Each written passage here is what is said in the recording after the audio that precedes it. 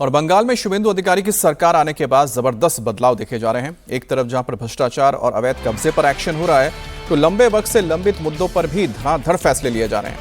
CM Suvendu अधिकारी ने पहले चिकन नेक कॉरिडोर की सुरक्षा के लिए बीएसएफ को जमीन सौंपी। वहीं बांग्लादेशी घुसपैठियों को बंगाल से खदेड़ने के लिए सीएए कानून को भी बंगाल में लागू करने का ऐलान कर दिया। यानी अब बंगाल से घुसपैठियों को डिटेक्ट, डिलीट और डिपोर्ट करने की प्रक्रिया शुरू हो गई है। तो अवैध घुसपैठियों के खिलाफ ये बड़ी कार्रवाई हुई है। बंगाल में शुभेंदु सरकार के आते ही कई ऐसे अहम फैसले पर दस्तखत किए गए हैं जो लंबे वक्त से लामबंद पड़े थे, पेंडिंग पड़े हुए थे और धड़ाधड़ फैसले हो रहे हैं। सीएम शुभेंदु अधिकारी ने पहले चिकन नेक कॉरिडोर की सुरक्षा के लिए बीएसएफ को जमीन सौंप दी है। बांग्लादेशी घुसपैठियों को बंगाल से खदेड़ने के लिए सीएए कानून को भी लागू कर दिया है।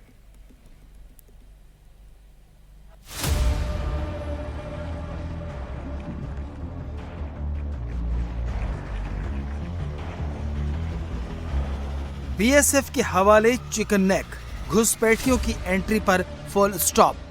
We are ready to hand over 27 kilometre fencing land. घुसपैठियों पर सबसे बड़ी चोट, बंगाल में सीएए को हरी झंडी। आज থেকে আমরা এই আইন কার্যকর করলাম। एक्शन पर एक्शन, बांग्लादेशी घुसपैठिए बंगाल छोड़ो। সিএ এর আওতায় যারা নেই তারা হলেন কমপ্লিটলি অবৈধ অনুপ্রবেশকারী ইনফিল্ট্রেটার্স। তাদেরকে সরাসরি রাজ্য পুলিশ গ্রেপ্তার করবে এবং ডিটেন করবে এবং হ্যান্ডওভার করবে বিএসএফ এর হাতে। बंगाल में शुभेंदु सरकार ने बांग्लादेशी घुसपैठियों की एंट्री पर लगाम लगाने और बंगाल में मौजूद बांग्लादेशी घुसपैठियों को वापस भेजने को लेकर दो बड़े फैसले किए हैं। शुभेंदु अधिकारी ने मुख्यमंत्री बनने के 10 दिन के अंदर ही वो काम कर दिया जिसे ममता बनर्जी ने 12 साल से लटका कर रखा था। भारत बांग्लादेश बॉर्डर पर फेंसिंग लगाने के लिए बंगाल सरकार ने सिलीगुड़ी में चिकन नेक वाले इलाके में 27 किलोमीटर जमीन बीएसएफ को सौंप दी। तो दूसरी तरफ बंगाल में नागरिकता संशोधन कानून यानी सीएए को लागू करने का भी ऐलान कर दिया। साथ ही शुभेंदु ने बंगाल से अवैध विदेशी घुसपैठियों को फौरन बांग्लादेश डिपोर्ट करने का भी ऑर्डर दे दिया।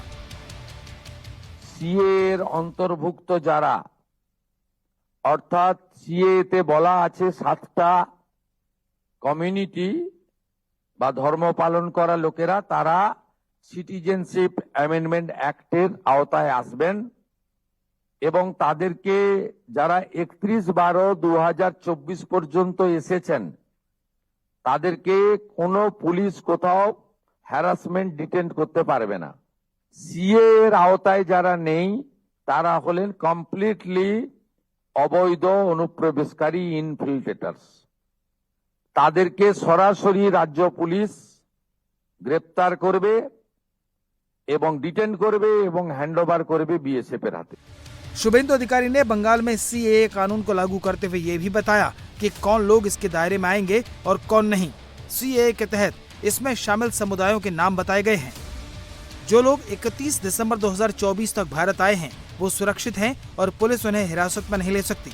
नागरिकता कानून के तहत आने वाले समुदायों में हिंदू, सिख, बौद्ध, जैन, पारसी और ईसाई शामिल हैं जो कट ऑफ तारीख से पहले बांग्लादेश, पाकिस्तान और अफगानिस्तान में धार्मिक उत्पीड़न से बचने के लिए भारत आए थे। जो लोग इस कानून के तहत नहीं आते उन्हें घुसपैठिया माना जाएगा और उनके मूल देश डिपोर्ट कर दिया जाएगा। बंगाल में बांग्लादेशी घुसपैठिए ही सबसे ज्यादा हैं।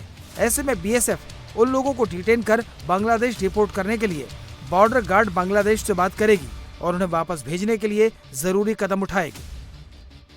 বিএসএফ তারা বিডিআর এর সঙ্গে কথা বলে তাদেরকে ডিপোর্ট করার ব্যবস্থা করবে, অর্থাৎ ডিটেক্ট, ডিলিট, এবারে ডিপোর্ট।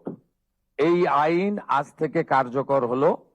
মাননীয় ডিজিপি কে এবং হোম সেক্রেটারিকে বলে দেওয়া হলো পশ্চিমবঙ্গের বর্ডার সন্নিহিত সমস্ত থানাগুলিতে এই আইন দেশের স্বার্থে, পশ্চিমবঙ্গের স্বার্থে আমরা আজ থেকে কার্যকর করলাম। इससे पहले शुभेंदु अधिकारी ने नेशनल सिक्योरिटी के लिए बॉर्डर फेंसिंग की इंपॉर्टेंस बताई और बीएसएफ को 27 किलोमीटर की जमीन हैंडओवर कर दी।